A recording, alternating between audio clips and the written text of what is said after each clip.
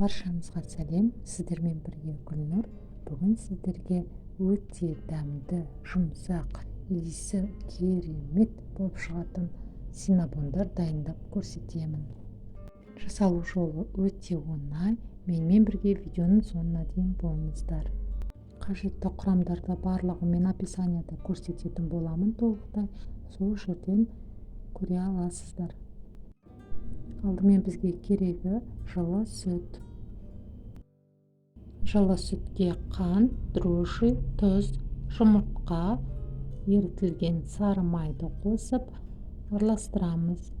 Және де ұнды електен өткізіп, біртіндеп қосып, жұмсақ қолға жабысатындай сәл қамыр илейміз.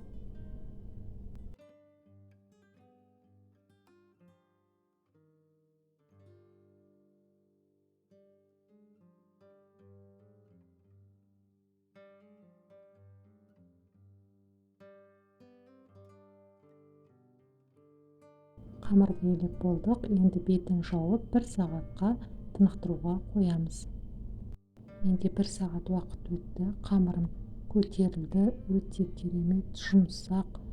Енді көтерілген қамырды қалыңдығы 1 сантиметр болатын 4 бұрышты етіп жаямыз.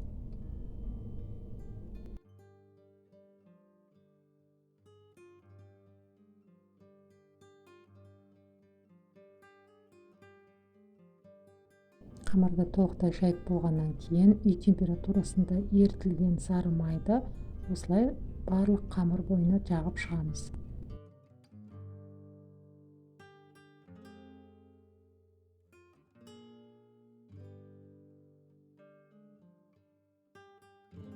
Корица мен қантты араластырып аламыз да, осылай видеода көріп тұрғандарыңыздай, содан кейін қамырға толықтай сеуіп шығатын боламыз.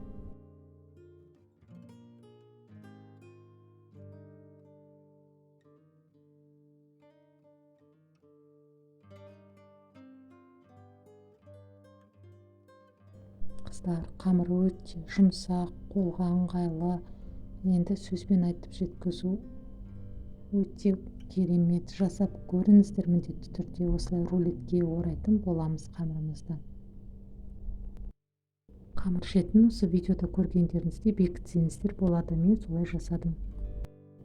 Пышақтың көмегімен, егер пышағыңыз өткір болса, осылай бөлікке бөлеміз, немесе жіппен де кішкене бөліктерге бөлуге болады. Осы синнабондарымыздың бәрін бөліктерге бөліп противенге орналастырамыз барлығын.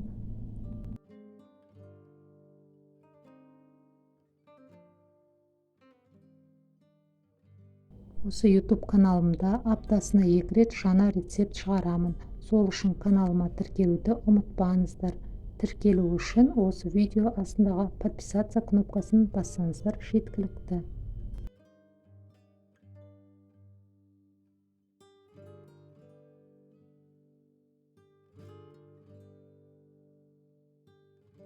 Бетін қол орамалмен жауып 20-30 минут күтеміз.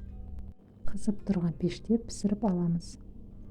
Осымен синнабондар дайын. Енді дайын болған синнабондардың бетіне помадкаларын жағатын боламыз. Қыздар, осы мен көрсетілген рецепт бойынша жасаңыздар.